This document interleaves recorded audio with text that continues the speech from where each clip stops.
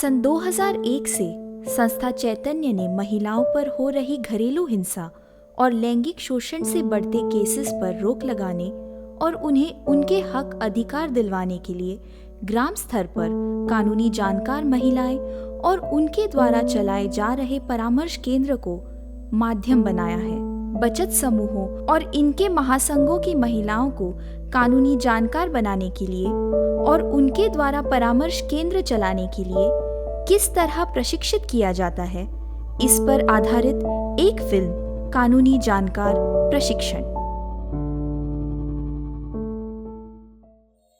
बचत समूहों के फेडरेशन की महिलाएं जानकार प्रणाली का केंद्र बिंदु है। समाज में एक वैकल्पिक न्याय व्यवस्था को चलाने का जिम्मा इन महिलाओं का है, जो अनपढ़, बेसहारा एवं कमजोर तबके की महिलाओं को उनके हक अधिकार दिलवाने, उन्हें सुरक्षा देने और पीड़ितों को राहत देने में कारगर होगी। जाहिर है, महिलाएं ऐसी जिम्मेदारी निभाने के लिए काबिल होनी चाहिए। इसलिए इन महिलाओं के सशक्तिकरण और उनके कौशल्य विकास पर खास ध्यान दिया जाता है। उन्हें अनगिनत चुनौतियों से दो दो हाथ करने और न्याय की राह पर चलने के लिए प्रशिक्षित किया जाता है। क्योंकि ये बड़ी जिम्मेदारी का काम है, कानूनी जानकार बनने के लिए बचत समूहों और उनके फेडरेशन की महिलाओं का चयन किस तरह से किया गया है, ये बहुत ही महत्वपूर्ण बात है। सबसे पहले जिस ग्रामीण क्षेत्र में कानूनी जानकार प्रणाली की सख्त जरूरत है, उस क्षेत्र का सर्वेक्षण किया जाता है। इसके आधार पर ग्रामीण क्षेत्र, वहां पर स्थित सामाजिक संस्थाएं, वहां पर सक्रिय बचत समूहों और उनके महासंघों का चुनाव होता है। उस क्षेत्र की महिलाओं को और संस्था के पदाधिकारियों को कानूनी जानकार प्रणाली के चयन प्रक्रिया के बारे में समझाया जाता है।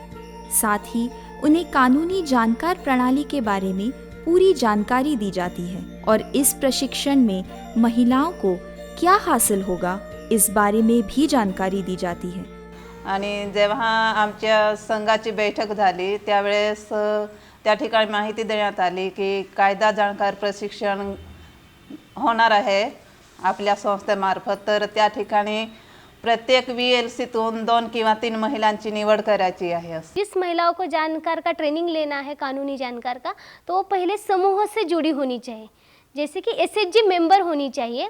दूसरा है कि उसका आयु जो है, एज जो है, तो वो 18 से आगे और 45 से अंदर होना चाहिए। इसकी वजह ये है कि जब हम परामर्श केंद्र में देखते हैं कि अलग अलग उम्र के लोगों की केस दर्ज हो सकती है, तो हर उम्र के लोगों की केस को उस तरीके से या उस नज़रिए से देखना चाहिए। इसलिए हम ये आयु या उम्र का देखते हैं। तीसरी बात ये है कि जब भी कोई महिलाएं ट्रेनिंग के लिए आती है तो उसको कम से कम लिखना पढ़ना आना चाहिए।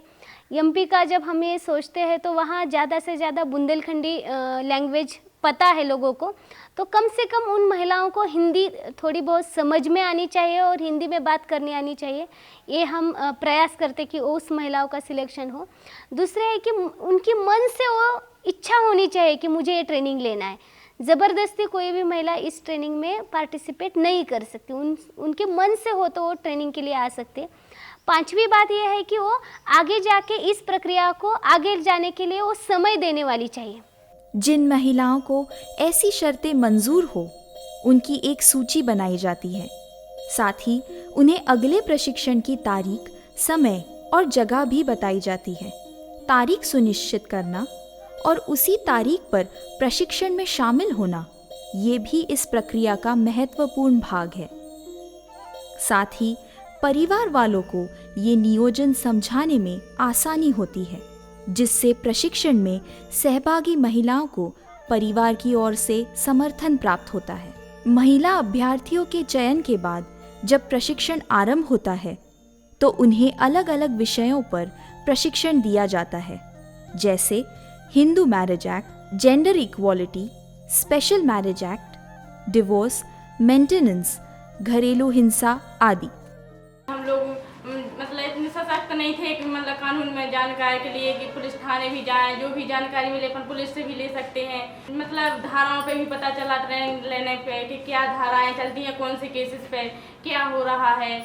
जैसे मतलब लड़की को छेड़छाड़ कर रहा है, कोई भी हो रहा है तो उस पर धाराएं क्या होती हैं, कितनी सज़ा लगे, मतलब दंड लगेगा, कितनी सज़ा बोल सकती है उस पर, और घरेलू हिंसा पे मतलब जानकारी मिली है। इसमें कानूनी जानकारी में आने के बाद मुझे वो भी पता चला कि यदि कोई लड़का गलत तरीके से लड़की को टच करता है तो वो भी एक अपराध माना जाता है, उसको ऐसा नहीं करना चाहिए।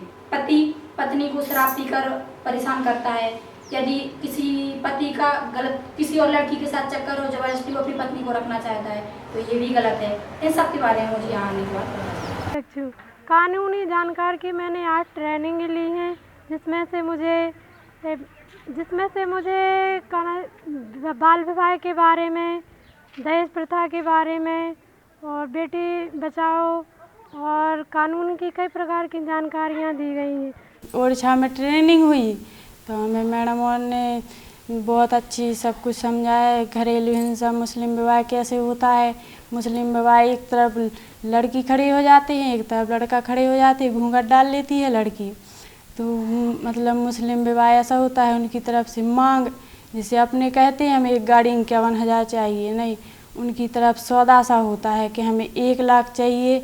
1 लाख मतलब लड़की बेच देते हैं वे अपनी। प्रशिक्षण पूरा होने के बाद परीक्षा ली जाती है, जिसमें 20 अंक मौखिक परीक्षा के लिए और 20 अंक सामूहिक चर्चा के लिए होते हैं। साथ ही अगर किसी महिला ने गांव-गांव जाकर कानून के बारे में जानकारी दी हो, स्कूल में लड़कियों से लैंगिक शोषण के बारे में बात की हो, तो ये अनुभव भी परीक्षा में गिना जाता है और अंक दिए जाते हैं। अंत में उत्तीर्ण हुई महिलाओं को सर्टिफिकेट प्रदान किए जाते हैं।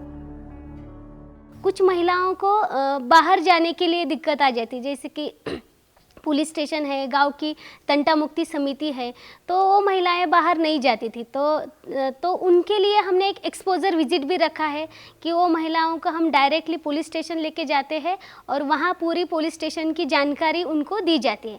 तो इससे एक फ़ायदा ऐसा होता है कि महिलाओं का डेयरिंग भी बढ़ जाता है, जो साहस है वो भी बढ़ जाता है और महिलाओं के साथ पुलिस का इंटरेक्शन हो जाता है।